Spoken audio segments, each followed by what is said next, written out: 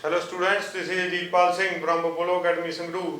So student, in previous lectures of 9th class and the chapter is the force and the laws of motion, we have discussed about Newton's first law and what are the applications of Newton's first law and the quantity of motion in a body, that is momentum. Momentum.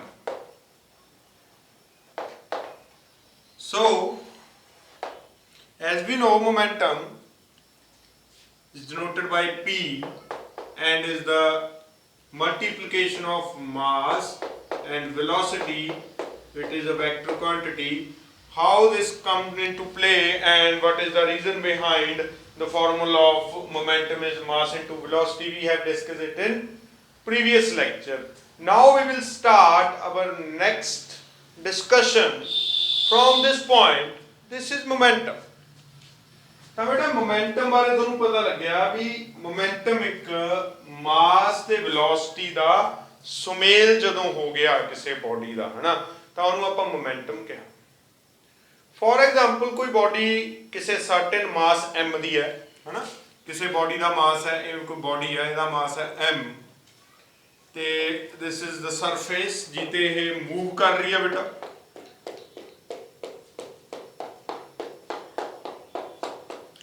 ਇਹ body certain velocity ਨਾਲ move ਕਰ ਰਹੀ ਸੀ, for example u ਨਾਲ। ਮੈਂ ਪਿੱਛੋਂ ਇੱਕ push ਮਾਰਿਆ, ਇਹਨੂੰ ਕੀ ਮਾਰਿਆ? ਪੁਸ਼।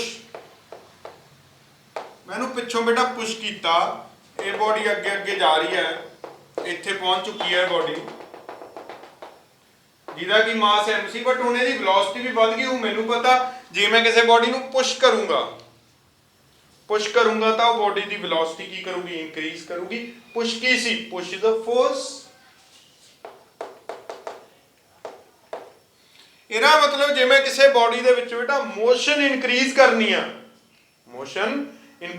ਆ ਤਾਂ ਮੈਨੂੰ ਕੀ ਕਰਨਾ ਪਊਗਾ? ਪੁਸ਼ ਕਰਨਾ ਪਊਗਾ, ਫੋਰਸ ਲਗਾਉਣੀ ਪਊਗੀ। ਫੋਰਸ ਲਗਾਉਣ ਨਾਲ ਉਹ ਬੋਡੀ ਦੀ ਮੋਸ਼ਨ ਇਨਕਰੀਜ਼ ਹੋ ਜੂ। ਮੋਸ਼ਨ ਇਨਕਰੀਜ਼ ਦਾ ਮਤਲਬ ਉਹਦੀ ਵੈਲੋਸਿਟੀ ਇਨਕਰੀਜ਼ ਹੋ ਜੂ। ਮਾਸ ਤਾਂ ਬੇਟਾ ਇਨਕਰੀਜ਼ ਜਾਂ ਡਿਕਰੀਜ਼ ਨਹੀਂ ਹੋ ਸਕਦਾ। ਮਾਸ ਇਜ਼ ਅ ਕਾਂਸਟੈਂਟ ਕੁਆਂਟੀਟੀ। ਇੰਨੀ ਚੀਜ਼ ਸਮਝ ਆ ਚੁੱਕੀ ਹੋ ਤੁਹਾਨੂੰ? ਕੁਛ ਨਹੀਂ ਕੀਤਾ, ਮੈਂ ਇੱਕ ਬੋਡੀ ਮੂਵ ਕਰ ਰਹੀ ਸੀ, ਪਹਿਲਾਂ ਹੀ ਕਿਸੇ ਮੋਸ਼ਨ 'ਚ ਸੀ, ਮੈਨੂੰ ਧੱਕਾ ਹੋਰ ਲਾਤਾ, ਉਹਦੀ ਵੈਲੋਸਿਟੀ ਇਨਕਰੀਜ਼ ਕਰ ਗਈ, v ਹੋ ਗਈ। ਇੱਥੇ ਆਪਾਂ ਨੂੰ ਪਤਾ ਲੱਗ ਗਿਆ ਜਿਹੜੀ v ਆ ਉਹ ਗ੍ਰੇਟਰ ਦੈਨ u ਆ, ਕਿਉਂਕਿ ਮੈਂ ਪੁਸ਼ ਲਾਇਆ ਸੀਗਾ। ਇਸ ਪੁਆਇੰਟ ਤੇ ਇਹਦਾ ਮੋਮੈਂਟਮ ਕਿੰਨਾ ਬੇਟਾ? mu। ਇਸ ਪੁਆਇੰਟ ਤੇ ਇਹਦਾ ਮੋਮੈਂਟਮ ਕੀ ਹੋਊਗਾ? mv। ਤੇ ਆਬਵੀਅਸਲੀ ਜਿਹੜਾ mu ਹੋਊਗਾ ਉਹ ਲੈਸ ਦੈਨ mv ਹੋਊਗਾ, ਕਿਉਂਕਿ ਇੱਥੇ v ਵੱਧ ਗਈ, ਮਾਸ ਤਾਂ ਸੇਮ ਹੀ ਹੈ ਹੈਨਾ।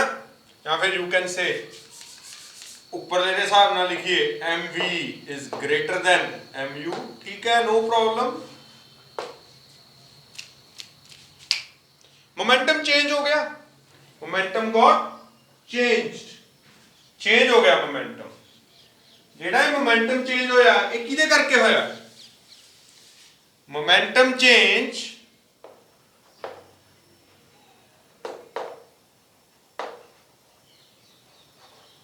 occurred due to ਕਿਹਦੇ ਕਰਕੇ? ਫੋਰਸ ਅਪਲਾਈਡ ਕਰਕੇ। ਜਿਹੜੀ ਮੈਂ ਫੋਰਸ ਅਪਲਾਈ ਕੀਤੀ ਆ ਉਹਦੇ ਕਰਕੇ ਮੋਮੈਂਟਮ ਚੇਂਜ ਹੋ ਗਿਆ। ਕੋਈ ਰੌਕਟ ਸਾਇੰਸ ਨਹੀਂ ਹੈਗੀ ਇਹ ਚੀਜ਼ ਤਾਂ, ਕਿਉਂਕਿ ਵੈਲੋਸਿਟੀ ਚੇਂਜ ਹੋ ਗਈ, ਵੈਲੋਸਿਟੀ ਨਾਲ ਮੋਮੈਂਟਮ ਚੇਂਜ ਹੋ ਗਿਆ। This is as simple as child's play. ਠੀਕ ਹੈ, ਕੋਈ ਵੱਡੀ ਗੱਲ ਨਹੀਂ ਹੈਗੀ ਬੇਟਾ, ਸਮਝ ਆ ਗਈ ਇੱਥੇ ਤੱਕ ਪੂਰੀ ਚੰਗੀ ਤਰ੍ਹਾਂ। ਚਲੋ ਹੁਣ ਇੱਥੇ ਮੈਂ ਇੱਕ ਵਾਰ ਪੁਸ਼ ਮਾਰਿਆ, ਫਿਰ ਮੈਂ ਪੁਸ਼ ਮਾਰਾਂ ਇਹਨੂੰ, ਫਿਰ ਇੱਕ ਹੋਰ ਵੈਲੋਸਿਟੀ ਗੇਨ ਕਰ ਲੂ ਇਹ। ਠੀਕ ਹੈ, ਉਹ ਨੈਕਸਟ ਪਾਰਟ ਲਈ ਵੈਲੋਸਿਟੀ ਹੋਊਗੀ। ਇਸੇ ਤਰ੍ਹਾਂ ਜੇ ਮੈਂ ਪੁਸ਼ ਇੱਕ ਵਾਰ ਮੈਂ ਮਾਰਿਆ ਬੇਟਾ 2 ਸੈਕਿੰਡ ਲਈ ਪੁਸ਼ ਮਾਰਿਆ, ਇੱਕ ਵਾਰ ਮੈਂ ਪੁਸ਼ ਮਾਰਿਆ 6 ਸੈਕਿੰਡ ਲਈ। ਠੀਕ ਹੈ, ਦੋਨਾਂ ਕੇਸਿਸ ਦੇ ਵਿੱਚ ਕਿਹੜੇ ਕੇਸ 'ਚ ਵੈਲੋਸਿਟੀ ਜ਼ਿਆਦਾ ਇਨਕਰੀਜ਼ ਕਰੂਗੀ? ਆਬਵੀਅਸਲੀ 6 ਸੈਕਿੰਡ ਵਾਸਤੇ, ਕਿਉਂਕਿ ਮੈਂ 6 ਸਕਿੰਟ ਧੱਕਾ ਮਾਰੀ ਗਿਆ ਇੱਕ ਚੀਜ਼ ਨੂੰ, ਤਾਂ ਇੱਕ ਬੋਡੀ ਨੂੰ ਮੈਂ ਸਿਰਫ 2 ਸਕਿੰਟ ਧੱਕਾ ਮਾਰਿਆ। ਠੀਕ ਹੈ, ਦੋਨਾਂ ਕੇਸਿਸ ਦੇ ਵਿੱਚ ਕਦੋਂ ਵੈਲੋਸਿਟੀ ਜ਼ਿਆਦਾ ਇਨਕਰੀਜ਼ ਕੀਤੀ? 6 ਸੈਕਿੰਡ ਵਾਸਤੇ। ਇਹਦਾ ਮਤਲਬ momentum change occur due to force applied for how much time, ਇਹ ਵੀ ਆਪਾਂ ਨੂੰ ਡਿਸਕਸ ਕਰਨਾ ਪਊਗਾ। ਇਹਨੂੰ ਥੋੜਾ ਹੋਰ ਖੋਲ ਕੇ ਦੇਖਦੇ ਹਾਂ। ਦੇਖੋ मैं दो केसेस ले लेना, इको ही बॉडी है, मास एम, इतने मैं फोर्स लाई फॉर टाइम, कोई टाइम ले लिया मैं इतने 2 सेकंड वास्ते। पहला इसकी वेलोसिटी u सी, देन अगे जाके इसकी वेलोसिटी कितनी होगी v होगी। सेम बॉडी मैं एक बार होर किया, m बॉडी सी, फोर्स लगाई, टाइम 6 सेकंड वास्ते, 6 सेकंड वास्ते मैं उन्होंने धक्का ही लाउंदा गया। ये बॉडी ने उरे कोई वेलोसिटी गेन कर ली v डैश, इनिशियल सेम सी, इत्थे भी u सी, इनिशियल सेम सी। हुण देखिए आपां भी जे मैं 6 सेकंड धक्का लाऊंगा तां वेलोसिटी ज्यादा गेन होगी, इहदा मतलब जिहड़ी v होगी वो लेस दैन v डैश होगी, v की होगी लेस दैन v डैश होगी। ऑब्वियसली मैनूं पता जिन्हों मैं ज़्यादा टाइम धक्का लाऊं ਉਹਦਾ मोमेंटम ज़्यादा ਵਧੂਗਾ, ठीक है। टाइम वाला कंसैप्ट क्लीयर हो गया। ਇਹਦਾ मतलब आ चीज़ मैं सही कर ली, momentum change occur due to force applied for how much time. कहना मोमेंटम च कितना चेंज आया, ये दो चीज़ों से डिपेंड करता। पहली चीज़ से डिपेंड करता, किहड़ी चीज़ से डिपेंड करता, मैं कितनी फोर्स लाई। दूजी चीज़ से किते डिपेंड करता, मैं कितने टाइम वास्ते फोर्स लाई। कोई गलत गल नहीं कह रहा मैं, कितनी फोर्स लाई तो कितने टाइम वास्ते लाई, that's it, simple as that. चलो तो मैं की करदा, चेंज इन मोमेंटम। असल दे विच चेंज की हुंदा, चेंज दा मतलब की हुंदा बेटा, चेंज दा मतलब हुंदा सबट्रैक्शन, माइनस, किसी चीज़ दा वध जाना, वधूगी तां जे आपां नूं घटा के देखांगे। चेंज इन मोमेंटम दा इत्थे मतलब की आ, सेम केस है, m मास है, u वेलोसिटी है, इतने फोर्स लाई, m मास है, v वेलोसिटी है, ठीक है। पिछों आप फोर्स अप्लाई की, चेंज इन मोमेंटम की होगा, final momentum minus initial momentum.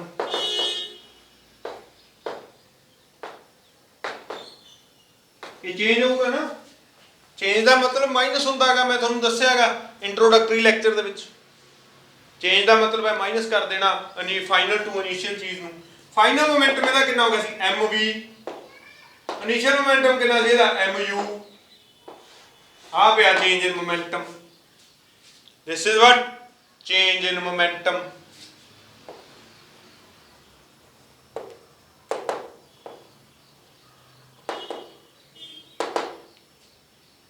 M B minus M U, ये किते डिपेंड करता है, कहता M B minus M U change in momentum, ये डिपेंड करता एक तो फोर्स से डायरैक्टली, जिन्नी ज़्यादा फोर्स लाओगे उन्ना ज़्यादा चेंज इन मोमेंटम हो। दूजी चीज़ किते डिपेंड करता, दूजी चीज़ डिपेंड करता टाइम ते, जिन्नी ज़्यादा टाइम ਲਈ फोर्स लाओगे, ठीक है, time of force, T is the time of force, जिन्नी ज़्यादा टाइम ਲਈ फोर्स लाओगे उन्ना ज़्यादा मोमेंटम चेंज होगा। ਇਹਦਾ मतलब जे मैं इन्हां दोनों ਨੂੰ कंबाइन करदा ਤਾਂ ਮੇਰੇ ਕੋਲ ਕੀ ਆਊਗਾ बेटा, ਤਾਂ ਮੇਰੇ ਕੋਲ ਆਊਗਾ change in momentum mv minus mu depends upon force into time. कोई गलत नहीं किया, मैं दोनों ਨੂੰ कंबाइन करता। कंबाइन का मतलब मल्टीप्लिकेशन, दो फैक्टरां की मल्टीप्लिकेशन इज कॉम्बीनेशन, बन गया उन्होंने कॉम्बीनेशन बन गया।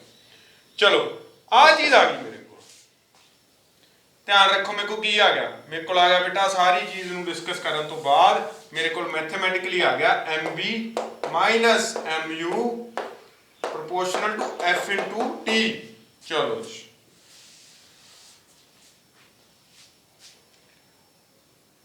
ਹੁਣ एफ इंटू टी कोई टर्म बनती नहीं हैगी, इतों मैं फोर्स की वैल्यू कढ़ सकदा।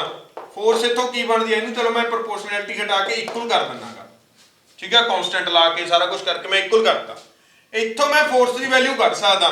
फोर्स की वैल्यू की आ सकती है, mv minus mu is equal to f into t। ਇਹ ਜਿਹੜਾ t ਹੈ ਇਹ ਡਿਨੋਮੀਨੇਟਰ ਚ ਚਲਾ ਜਾਊਗਾ by t ਹੋ ਜਾਊਗਾ। ਫੋਰਸ ਨਿਕਲਿਆ ਮੇਰੇ ਕੋਲ,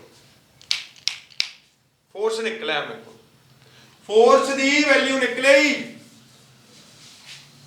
ਕੁਆਂਟੀਟੀ ਨਿਕਲੇਗੀ ਬੇਟਾ ਜੀ ਫੋਰਸ ਦੀ। ਮੇਰੇ ਕੋਲ ਫੋਰਸ ਦੀ ਕੁਆਂਟੀਟੀ ਮੇਰੇ ਕੋਲ ਨਿਕਲ ਕੇ ਆ ਗਈ। ਕੀ ਆ ਗਈ ਫੋਰਸ ਦੀ ਕੁਆਂਟੀਟੀ? ਕਹਿੰਦਾ force is equal to mv minus mu by t।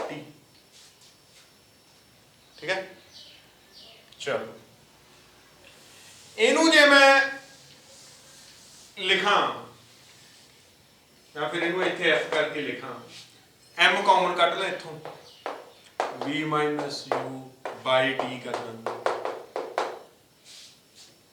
ਠੀਕ ਹੈ, ਇਹਨੂੰ ਭੁੱਲ ਜਾਓ। ਚਲੋ ਇਹਨੂੰ ਜੇ ਮੈਂ ਇੰਗਲਿਸ਼ ਚ ਲਿਖਣਾ ਹੋਵੇ ਤਾਂ ਕੀ ਬਣੂਗਾ? ਇਹਨੂੰ ਬਣੂਗਾ टाइम रेट। ये की बनूंगा टाइम रेट।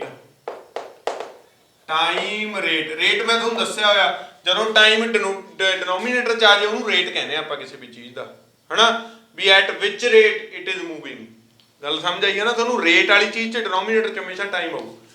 टाइम रेट कह लो चाहे रेट कह लो, रेट ऑफ किहदा rate? Time rate of change of momentum, है ना, change in momentum। किदा momentum?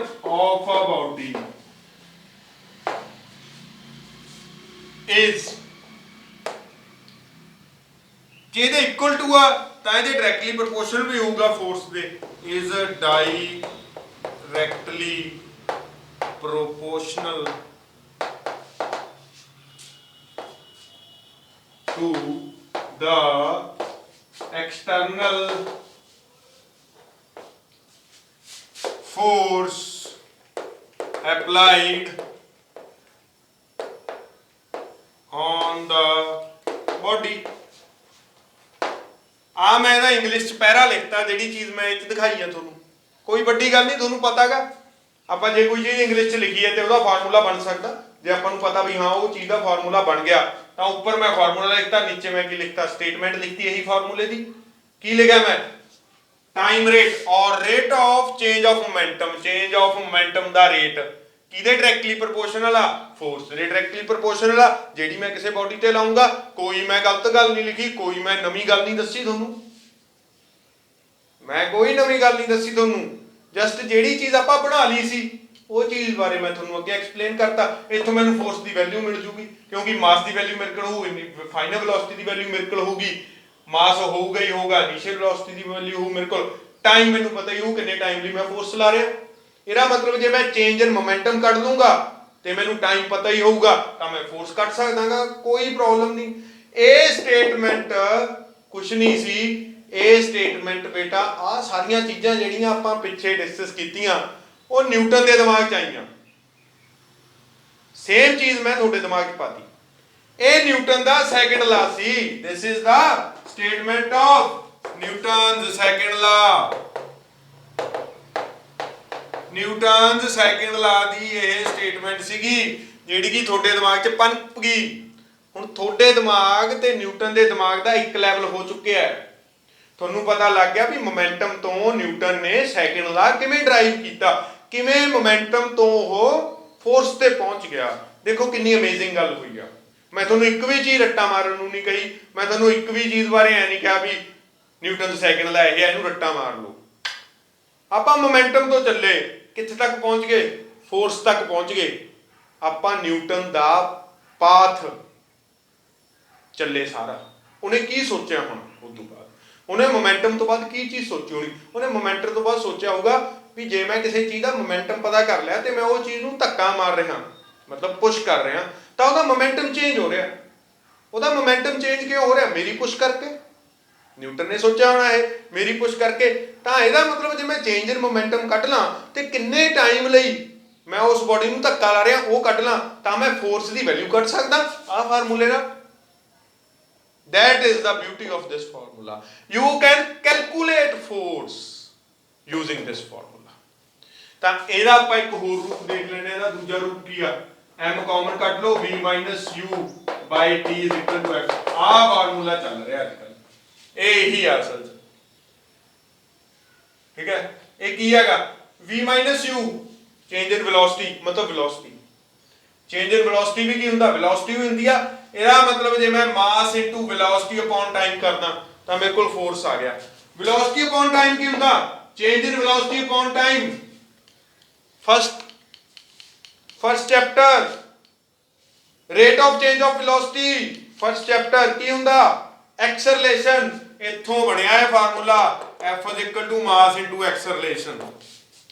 ਅਸਲ ਦੇ ਵਿੱਚ ਆਹ ਫਾਰਮੂਲਾ ਥੋੜਾ ਜਿਹਾ ਕਨਫਿਊਜ਼ਿੰਗ ਆ। ਆਹ ਫਾਰਮੂਲਾ ਸਭ ਤੋਂ ਬੈਸਟ ਹੈ। ਇਹਦੇ ਨਾਲ ਹੀ ਤੁਸੀਂ ਸੈਕਿੰਡ ਲਾ ਡਰਾਈਵ ਹੋ ਸਕਦਾ, ਇਹਦੇ ਨਾਲ ਹੀ ਤੁਹਾਨੂੰ ਫੋਰਸ ਦੀ ਕੁਆਂਟੀਟੀ ਪਤਾ ਲੱਗ ਜਾਂਦੀ ਆ। ਇਹਦਾ ਮਤਲਬ Newton's second law is the quantitative measure of force. Force ਦਾ ਕੁਆਂਟੀਟੇਟਿਵ ਮੈਜ਼ਰ ਕੀ ਆ, ਨਿਊਟਨਸ ਸੈਕਿੰਡ ਲਾ। ਦੇਖੋ ਆ ਉਹਨੇ ਕੁਆਂਟੀਟੀ ਵੀ ਦੱਸੀ ਆ, ਕਹਿੰਦਾ ਜੇ ਮੈਂ ਪਤਾ ਕਰ ਲੈਣਾ time rate of change of momentum of a body ਤਾਂ ਮੈਨੂੰ ਪਤਾ ਲੱਗ ਜੂ ਮੈਂ ਉਹਤੇ ਕਿੰਨੀ ਫੋਰਸ ਲਾ ਰਿਹਾ। ਆਪਾਂ ਕੋਈ ਨਵੀਂ ਗੱਲ ਤਾਂ ਕੀਤੀ ਨਹੀਂ, ਨਾ ਨਿਊਟਨ ਨੇ ਕੋਈ ਨਵੀਂ ਗੱਲ ਕੀਤੀ ਸੀ। ਉਹਨੇ ਜਸਟ ਇੱਕ ਗੱਲ ਜਿਹੜੀ ਹੋ ਰਹੀ ਸੀ ਉਹ ਸਾਰੀ ਗੱਲ ਨੂੰ ਸ਼ਬਦਾਂ ਦੇ ਵਿੱਚ ਪਰੋਤਾ ਸੀਗਾ। ਸ਼ਬਦਾਂ ਦੇ ਵਿੱਚ ਪਰੋ ਕੇ ਇੱਕ ਫਾਰਮੂਲਾ ਬਣਾਤਾ ਸੀ, ਦੈਟ ਇਜ਼ ਨਿਊਟਨ ਸੈਕਿੰਡ ਲਾ। ਠੀਕ ਹੈ, ਤਾਂ ਨਿਊਟਨ ਸੈਕਿੰਡ ਲਾ ਤੱਕ ਕਿਵੇਂ ਪਹੁੰਚਿਆ, ਅੱਜ ਆਪਾਂ ਉਹਦੀ ਜਰਨੀ ਦੇਖੀ। ਕੱਲ ਨੂੰ ਆਪਾਂ ਕੀ ਕਰਾਂਗੇ, ਕੱਲ ਨੂੰ ਆਪਾਂ ਕਰਾਂਗੇ ਇਹ ਸੈਕਿੰਡ ਲਾ ਦਾ ਡੈਰੀਵੇਸ਼ਨ। ਡੈਰੀਵੇਸ਼ਨ ਇੱਕ ਵਾਰ ਮੈਂ ਤੁਹਾਨੂੰ ਕਰਾ ਚੁੱਕਿਆ ਆ। ਸਾਰੀ ਆਪਾਂ ਡੈਰੀਵੇਸ਼ਨ ਹੀ ਕੀਤੀ ਹੈ, ਧੁਰ ਤੋਂ ਲੈ ਕੇ ਧੁਰ ਤੱਕ, ਸ਼ੁਰੂ ਤੋਂ ਲੈ ਕੇ ਇਸ ਲੈਕਚਰ ਦੇ ਐਂਡ ਤੱਕ ਆਪਾਂ ਡੈਰੀਵੇਸ਼ਨ ਹੀ ਕੀਤੀ ਆ। ਬਟ ਇਹ ਡੈਰੀਵੇਸ਼ਨ ਮੈਂ ਤੁਹਾਨੂੰ ਸਮਝਾਉਣ ਲਈ ਕਰਵਾਈ ਆ। ਹੁਣ ਮੈਂ ਡੈਰੀਵੇਸ਼ਨ ਤੁਹਾਨੂੰ ਉਹ ਕਰਵਾਉਂਗਾ ਜਿਹੜੀ ਤੁਸੀਂ ਪੇਪਰ 'ਚ ਕਰਨੀ। ਠੀਕ ਹੈ, ਪੇਪਰ 'ਚ ਤੁਸੀਂ ਉਹ ਡੈਰੀਵੇਸ਼ਨ ਕਿਵੇਂ ਕਰਕੇ ਆਉਣੀ ਆ, ਕਿਵੇਂ ਲੈਟਸ ਕੰਸੀਡਰ ਕਰਨਾ, ਕਿਵੇਂ ਸਾਰਾ ਕੁਝ ਕਰਨਾ, ਰਿਜ਼ਲਟ ਉਹਦਾ ਵੀ ਇਹੀ ਆਊਗਾ। ਰਿਜ਼ਲਟ ਉਹਦਾ ਵੀ ਇਹੀ ਆਊਗਾ। ਕਿੱਥੇ ਆਪਾਂ ਦੱਸ ਦੇਣਾ ਵੀ ਦਿਸ ਇਜ਼ ਨਿਊਟਨ ਸੈਕਿੰਡ ਲਾ। ਠੀਕ ਹੈ, ਚਲੋ ਇਹ ਚੀਜ਼ ਜਿਹਦੇ ਦਿਮਾਗ 'ਚ ਪੈ ਗਈ ਨਾ ਬੇਟਾ, ਉਹਨੂੰ ਫਿਜ਼ਿਕਸ ਸਮਝਣੀ ਆ ਗਈ, ਉਹਨੂੰ ਹੁਣ ਰੱਟਾ ਲਾਉਣ ਦੀ ਲੋੜ ਨਹੀਂ ਪੈਣੀ। ਉਹਨੂੰ ਪਤਾ ਲੱਗ ਗਿਆ ਮੈਂ ਕਿਵੇਂ ਇੰਗਲਿਸ਼ ਨੂੰ ਫਾਰਮੂਲੇ 'ਚ ਤੇ ਫਾਰਮੂਲੇ ਨੂੰ ਇੰਗਲਿਸ਼ 'ਚ ਕੀ ਕਰ ਸਕਦਾ, ਚੇਂਜ ਕਰ ਸਕਦਾ। ਜਿਹਨੂੰ ਇਹ ਚੀਜ਼ ਪਤਾ ਲੱਗ ਗਈ ਵੀ ਕੋਈ ਵੀ ਲਾਈਨ ਹੋਵੇ ਮੈਂ ਉਹਦਾ ਫਾਰਮੂਲਾ ਬਣਾ ਸਕਦਾ, ਉਹ ਬੰਦਾ ਫਿਜ਼ਿਸਿਸਟ ਬਣ ਗਿਆ। ਉਹਦੇ ਵਿੱਚ ਇੱਕ ਇਹੋ ਜਿਹਾ ਦਿਮਾਗ ਸ਼ੁਰੂ ਹੋ ਗਿਆ ਜਿਹਨੂੰ ਆਪਾਂ ਕਹਿ ਦਈਏ this is the milestone for physics. ਠੀਕ ਹੈ, this is the first step for physics. ਪਹਿਲਾ ਸਟੈਪ ਉਹਨੇ ਕਲੀਅਰ ਕਰ ਲਿਆ। ਜਿਹਨੂੰ ਆਹ ਚੀਜ਼ ਸਮਝ ਆ ਗਈ ਵੀ ਮੈਂ ਇੱਥੋਂ ਆਹ ਚੀਜ਼ ਕਿਵੇਂ ਲਿਖਤੀ ਸੀ, ਮੈਂ ਇਸ ਫਾਰਮੂਲੇ ਤੋਂ ਆਹ ਚੀਜ਼ ਕਿਵੇਂ ਲਿਖਤੀ, ਉਹਨੇ ਫਿਜ਼ਿਕਸ ਨੂੰ ਪਾ ਲਿਆ। ਉਹਨੇ ਫਿਜ਼ਿਕਸ ਦੇ ਪਹਿਲੇ ਸਟੈਪ ਨੂੰ ਗ੍ਰੈਸਪ ਕਰ ਲਿਆ ਤੇ ਉਹਨੂੰ ਹੁਣ ਫਿਜ਼ਿਕਸ ਕਦੇ ਔਖੀ ਨਹੀਂ ਲੱਗਣੀ। ਕਦੇ ਉਹਨੂੰ ਡੈਫੀਨੇਸ਼ਨ ਯਾਦ ਕਰਨ ਦੀ ਲੋੜ ਨਹੀਂ ਪੈਣੀ, ਕਦੇ ਵੀ ਉਹਨੂੰ ਫਾਰਮੂਲੇ ਯਾਦ ਕਰਨ ਦੀ ਲੋੜ ਨਹੀਂ ਪੈਣੀ। ਉਹਨੂੰ ਜਸਟ ਗੱਲਾਂ ਯਾਦ ਕਰਨ ਦੀ ਲੋੜ ਪੈਣੀ ਆ। ਫਾਰਮੂਲੇ ਤਾਂ ਉਹ ਆਪ ਹੀ ਬਣਾ ਲਿਆ ਕਰੂਗਾ। ਅਮੇਜ਼ਿੰਗ ਥਿੰਗ ਹੋਈ ਆ ਅੱਜ ਬਹੁਤ। ਤੁਸੀਂ ਨਿਊਟਨ ਦੇ ਦਿਮਾਗ ਜਿੰਨਾ ਕੰਮ ਕਰ ਲਿਆ, this is the amazing thing what happen today. ਤੁਸੀਂ ਨਿਊਟਨ ਦੇ ਲੈਵਲ ਦੇ ਬਰਾਬਰ ਹੋ ਚੁੱਕੇ ਹੋ। ਸੈਲੀਬ੍ਰੇਟ ਕਰਿਓ ਇਹ ਦਿਨ ਨੂੰ, ਤੁਸੀਂ ਨਿਊਟਨ ਬਣ ਚੁੱਕੇ ਹੋ। ਸੈਲੀਬ੍ਰੇਟ ਦਿਸ ਡੇ। ਪਰ ਉਹ ਤਾਂ ਕਰੋਗੇ ਜੇ ਤੁਹਾਨੂੰ ਇਹ ਸਮਝ ਆਇਆ ਹੋਊਗਾ। If you didn't get this thing please repeat the video. Repeat ਕਰੋ ਵੀਡੀਓ ਨੂੰ, ਸਮਝਣ ਦੀ ਕੋਸ਼ਿਸ਼ ਕਰੋ ਕਿ ਕਿਵੇਂ ਇੱਕ ਅੰਧੇਰੇ ਰਾਹ 'ਚ ਮੈਂ ਰਾਹ ਖੋਜਿਆ। ਨਿਊਟਨ ਨੇ ਖੋਜਿਆ ਹੋਊਗਾ, ਮੈਂ ਤਾਂ ਕੁਝ ਵੀ ਨਹੀਂ ਖੋਜਿਆ। ਇੱਕ ਅੰਧੇਰਾ ਰਾਹ, ਮੋਮੈਂਟਮ ਤੋਂ ਫੋਰਸ ਤੱਕ ਦਾ ਸਫ਼ਰ ਉਹਨੇ ਕਿਵੇਂ ਦਿਮਾਗ ਲਾ ਕੇ ਕੀਤਾ ਹੋਊਗਾ। ਉਹਨੇ ਕਿਵੇਂ ਆਪਦਾ ਦਿਮਾਗ ਲਾਇਆ ਹੋਊ। ਫਸਟ ਲਾ ਤੋਂ ਮੋਮੈਂਟਮ ਤੇ ਗਿਆ ਹੋਊ, ਮੋਮੈਂਟਮ ਤੋਂ ਉਹ ਸੈਕਿੰਡ ਲਾ ਤੇ ਪਹੁੰਚਿਆ ਹੋਊ ਜਿੱਥੇ ਉਹਨੇ ਫੋਰਸ ਦੀ ਵੈਲਿਊ ਕੱਢ ਲਈ। ਠੀਕ ਹੈ, ਉਹ ਸਫ਼ਰ ਆਪਾਂ ਇਮੇਜਿਨੇਸ਼ਨ ਦੇ ਤੌਰ ਤੇ ਕਰਨਾਗਾ ਤਾਂ ਕਿ ਆਪਣਾ ਮਾਈਂਡ ਨਿਊਟਨ ਦੇ ਮਾਈਂਡ ਨਾਲ ਮੈਚ ਕਰ ਜਾਏ। ਬੜੀ ਅਮੇਜ਼ਿੰਗ ਥਿੰਗ ਹੋਈ ਅੱਜ ਤੁਹਾਡੇ ਨਾਲ। ਠੀਕ ਹੈ, ਚਲੋ ਜੇ ਨਹੀਂ ਪਤਾ ਲੱਗ ਰਿਹਾ ਵੀ ਕੀ ਅਮੇਜ਼ਿੰਗ ਥਿੰਗ ਹੋਈ ਆ ਤੁਹਾਡੇ ਨਾਲ, ਦੁਬਾਰਾ ਇੱਕ ਵਾਰ ਵੀਡੀਓ ਦੁਬਾਰਾ ਦੇਖੋ, ਤੁਹਾਨੂੰ ਆਪੇ ਪਤਾ ਲੱਗ ਜਾਊਗਾ ਵੀ ਤੁਸੀਂ ਸੋਚਣਾ ਸਿੱਖ ਗਏ ਹੋ। ਤੁਸੀਂ ਸੋਚਣਾ ਸਿੱਖ ਗਏ, ਨਿਊਟਨ ਵਾਂਗੂ ਸੋਚਣਾ ਸਿੱਖ ਗਏ ਤੁਸੀਂ। ਨਿਊਟਨ ਉਸ ਟਾਈਮ ਕੀ ਸੋਚ ਰਿਹਾ ਸੀ ਜਦੋਂ ਉਹਨੇ ਇਹ ਚੀਜ਼ਾਂ ਸ਼ੁਰੂ ਕੀਤੀਆਂ, ਤੁਸੀਂ ਉਹ ਸੋਚ ਸਿੱਖ ਗਏ ਬੇਟਾ। ਇਦੋਂ ਅਮੇਜ਼ਿੰਗ ਥਿੰਗ ਕੁਝ ਨਹੀਂ ਹੋ ਸਕਦੀ। ਠੀਕ ਹੈ, ਤਾਂ ਕੱਲ ਨੂੰ ਆਪਾਂ ਕੀ ਕਰਾਂਗੇ, ਕੱਲ ਨੂੰ ਮੈਂ ਉਹ ਕਰੂੰਗਾ ਜਿਹੜਾ ਸ਼ਾਇਦ ਮੈਨੂੰ ਅੱਜ ਕਰ ਦੇਣਾ ਚਾਹੀਦਾ ਸੀ ਜੇ ਮੈਂ ਇੱਕ ਆਮ ਟੀਚਰ ਹੁੰਦਾ, ਜੇ ਮੈਂ ਇੱਕ ਇਹੋ ਜਿਹਾ ਟੀਚਰ ਹੁੰਦਾ ਜਿਹੜਾ ਸਿੱਧਾ ਆਉਂਦਾ ਹਾਂਜੀ ਨਿਊਟਨ ਸੈਕੰਡ ਲਾ state that the rate of change of momentum is directly proportional to the force applied, the external force applied on a body. ਹਾਂਜੀ, now we will discuss about the derivation of Newton's second law. Newton's second law is also known as quantitative measure of force. बस उस बार मैं की करता, let us consider two bodies. हाँ, let us consider one body of mass m and we have applied a force on it. First initially it was moving with u, then it started moving with v. So according to Newton's second law, rate of change of momentum, initial momentum mu, final momentum mv, rate of change mv minus mu by t is directly proportional to f. ठीक है, ਉੱਥੋਂ मैं कह दिंदा m common ਕੱਢ के v minus u by t is equal to f, फिर मैं कहता f is equal to ma. This is Newton's second law. नहीं, ਇਹਦਾ ਫਿਰ ਰੱਟਾ ਹੋ ਗਿਆ ਵੀ ਨਿਊਟਨ ਨੇ ਆ ਕੇ ਇਹ ਗੱਲ ਕਹੀ, ਉਹਨੇ ਇਹ ਗੱਲ ਕਹੀ ਕਿਵੇਂ, ਉਹਦੇ ਦਿਮਾਗ 'ਚ ਕੀ ਚੱਲਿਆ, ਅੱਜ ਆਪਾਂ ਉਹ ਚੀਜ਼ ਦੇਖੀ ਹੈ। ਠੀਕ ਹੈ ਬੇਟਾ, ਇਹ ਚੀਜ਼ ਨੂੰ ਥੋੜਾ ਧਿਆਨ ਨਾਲ ਦੇਖਣਾ। This is the first step towards physics. ਠੀਕ ਹੈ, ਜਿਹਨੂੰ ਅੱਜ ਦਾ ਲੈਕਚਰ, ਜਿਹਨੂੰ ਅੱਜ ਦੇ ਲੈਕਚਰ ਦੀ ਕੋਰ ਸਮਝ ਆ ਗਈ ਵੀ ਆਪਾਂ ਕਿਵੇਂ ਇੱਕ ਅੰਧੇਰੇ ਰਾਸਤੇ ਤੋਂ ਰਾਹ ਖੋਜ ਲੈਣਾ ਗਾ, ਉਹਨੂੰ ਫਿਜ਼ਿਕਸ ਆ ਗਈ। ਬਸ ਉਹ ਬੰਦਾ ਕਿਊਰੀਅਸ ਬਣ ਗਿਆ, ਖੋਜੀ ਬਣ ਗਿਆ, ਉਹ ਖੋਜੀ। ਠੀਕ ਹੈ, ਅੱਜ ਦਾ ਲੈਕਚਰ ਖੋਜੀ ਬਣਨ ਲਈ ਬਹੁਤ ਜ਼ਰੂਰੀ ਸੀ। ਠੀਕ ਹੈ ਬੇਟਾ, ਕੱਲ ਨੂੰ ਆਪਾਂ ਕੀ ਹੈ ਡੈਰੀਵੇਸ਼ਨ ਕਰ ਲਾਂਗੇ, ਉਹ ਤਾਂ ਹਰੇਕ ਬੱਚਾ ਰੱਟਾ ਮਾਰ ਦੂਗਾ, ਉਹਦਾ ਕੋਈ ਪ੍ਰੋਬਲਮ ਹੀ ਨਹੀਂ। ਪਹਿਲਾਂ ਅੱਜ ਤੋਂ 100 ਸਾਲ ਪਹਿਲਾਂ ਜਦੋਂ ਦੀ ਨਿਊਟੋਨੀਅਨ ਫਿਜ਼ਿਕਸ ਚੱਲੀ ਆ ਉਦੋਂ ਦੇ ਲੋਕ ਰੱਟਾ ਮਾਰਦੇ ਆ ਰਹੇ ਨੇ, ਕੋਈ ਚੱਕਰ ਹੀ ਨਹੀਂ ਹੈਗਾ ਉਹ ਚੀਜ਼ ਦਾ। ਪਰ ਕੋਈ ਕੋਈ ਖੋਜੀ ਬਣਿਆ ਉਹਨਾਂ 'ਚ, ਤੇ ਜਿਹੜਾ ਖੋਜੀ ਬਣਿਆ ਉਹ ਸਾਇੰਟਿਸਟ ਬਣਿਆ। ਠੀਕ ਹੈ ਬੇਟਾ, ਆਪਦਾ ਮਾਈਂਡ ਟ੍ਰੇਨ ਕਰੋ ਕਿ ਮੈਂ ਕਿਵੇਂ ਉਹਨਾਂ ਚੀਜ਼ਾਂ ਤੇ ਜਾਵਾਂ। ਲਿੰਕ ਕੀ ਆ ਸਾਰੀਆਂ ਚੀਜ਼ਾਂ ਦੇ ਵਿੱਚ, ਮੋਮੈਂਟਮ ਤੋਂ ਨਿਊਟਨ ਦੇ ਸੈਕਿੰਡ ਲਾ ਤੱਕ ਜਾਣ ਦਾ ਕੀ ਲਿੰਕ ਹੈ, ਮੈਨੂੰ ਕਿਉਂ ਜਾਣਾ ਪਿਆ, ਕਿਉਂ ਮੈਨੂੰ ਪਹਿਲਾਂ ਮੋਮੈਂਟਮ ਪੜ੍ਹਨਾ ਪਿਆ ਫਿਰ ਮੈਂ ਨਿਊਟਨ ਸੈਕਿੰਡ ਲਾ ਪੜੂੰਗਾ। ਇਹ ਜਿਹੜੀ ਵਿਚਲੀ ਸਟੋਰੀ ਆ, ਇਹ ਸਾਰੀ ਸਟੋਰੀ ਆਪਣੇ ਮਾਈਂਡ ਦੀ ਆ। ਠੀਕ ਹੈ ਜੀ, ਤਾਂ ਅੱਜ ਦੇ ਲਈ ਇੰਨਾ ਹੀ ਬੇਟਾ, ਥੈਂਕ ਯੂ ਵੈਰੀ ਮਚ। ਦੁਬਾਰਾ ਲੈਕਚਰ ਫੇਰ ਦੇਖ ਲਓ, ਇਹ ਮੈਂ ਤੁਹਾਨੂੰ ਦੁਬਾਰਾ ਰეკਮੈਂਡ ਕਰ ਰਿਹਾ।